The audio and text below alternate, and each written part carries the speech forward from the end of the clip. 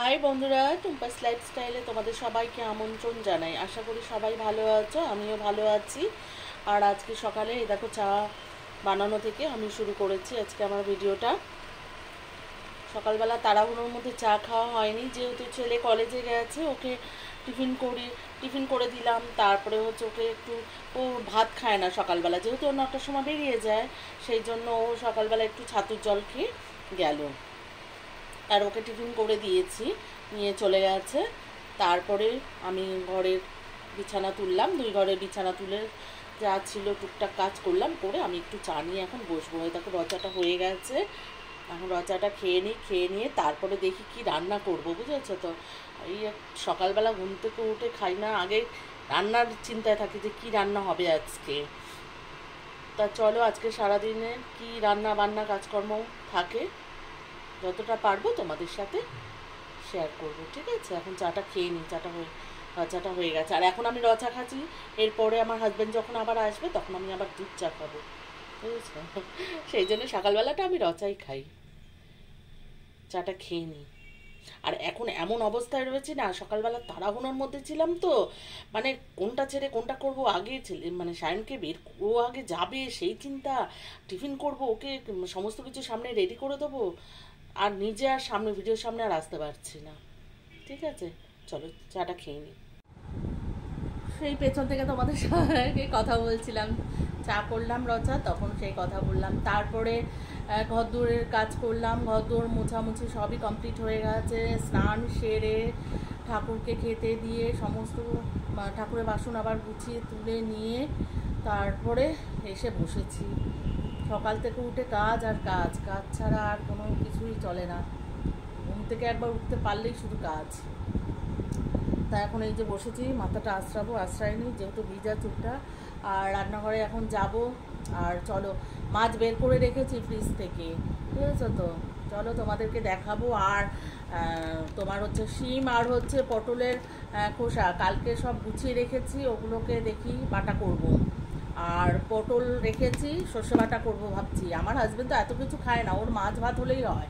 আর বাটাটা ওর খুব ফেভারিট, ওকে শিম বাটা বলো, তারপরে পটলের খোসা বাটা বলো, এগুলো দিলেও দারুণ খায়। তারপরে কুমড়ো ফুলের বাটা দাও, এগুলো খেতে খুব ভালোবাসে। তা চলো এবার রান্নাঘরের দিকে যাই, এদিকের কাজ তো সব কমপ্লিট, এবার রান্নাটা হয়ে গেলে। আর হাজব্যান্ড আমার আজকে আসবে বলেছে সেই 2:30-3টের সময়, সেই জন্য আমি ভাবলাম না আগে ঘর দুয়ারের কাজ করে নে, ঘর মুছে ঠাকুর দিয়ে যেগুলো আগে দরকার ওগুলো করে নিই, কেননা ওগুলো বেলা হয়ে গেলে মুশকিল হয়ে যাবে, তাড়াহুড়ো পড়ে যাবে। আর ঠাকুরকে খেতে যদি দেরি হয়ে যায় না, মাথা গরম হয়ে যায়, সেই কারণে আগে ওগুলো করে নিলাম। নিয়ে এবার চলো রান্নাঘরে যাই, কি রান্না করছি তোমাদেরকে দেখাচ্ছি। যে দেখো আজকে ইন্ডাকশানে ভাত বসিয়ে দিয়েছি, রাইস কুকারে বসাইনি, যেহেতু তাড়াহুড়ো নেই, আমি তো একাই ঘরে আছি। আর হাজব্যান্ড বললামই তো 2:30-3টের সময় আসবে। আর এই যে এখানে ভাত বসিয়ে দিয়েছি। আর এই যে দেখো পটলও কেটে রেখেছি, ভাবছি পটলের একটু সর্ষে করবো, অনেকদিন খাওয়া হয় না।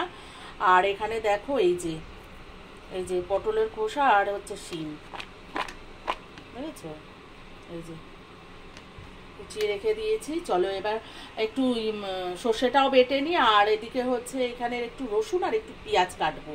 আর চলো মাছটাও দেখাই। এই যে দেখো, এই যে আর মাছ বের করে রেখেছি, জলে ভিজিয়ে রেখেছি, ফ্রিজে ছিল। তা এটার আলু পেঁয়াজ আদা রসুন কেটে নিয়ে তারপরে রান্নাটা বসিয়ে দিই। রান্না বসাতে কি, গুছিয়ে ফেললে ফটাফট হয়ে যাবে।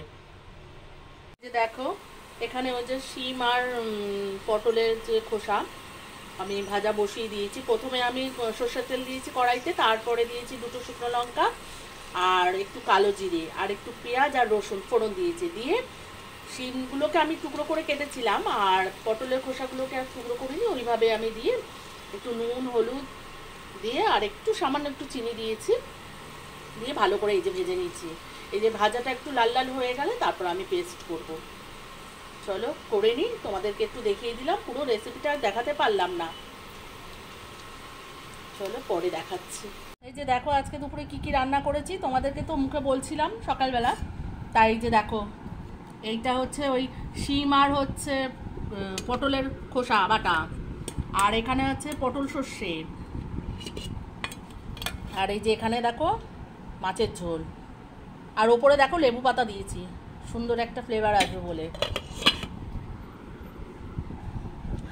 বলো কি দিয়ে খাবে আজকে বলো। আমি তো পটলের পটল শিম বাটা দিয়ে।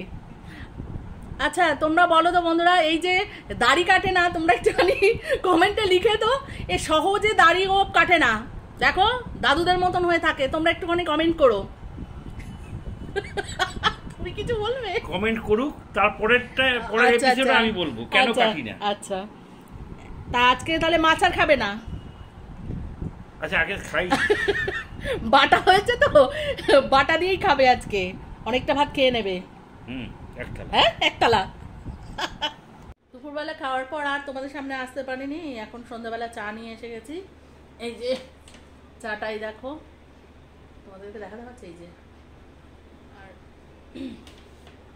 যেহেতু কুলগুলো আমি তোমাদেরকে দেখাইনি, কিছু কুল আমি রোদ্রে দিয়ে শুকিয়েছি, সেগুলো আচার করব বলে সেগুলোকে আবার বেছে সব গুছি টুচি রেখেছি।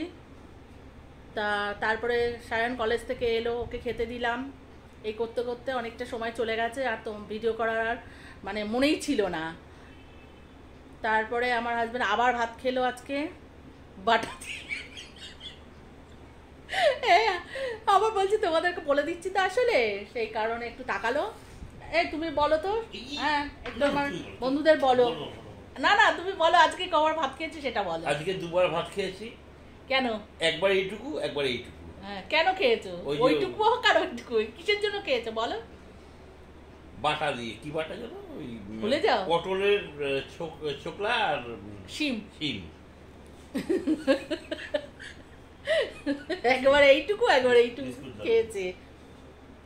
নাও বিস্কুটটা নাও, ওখান থেকে নাও।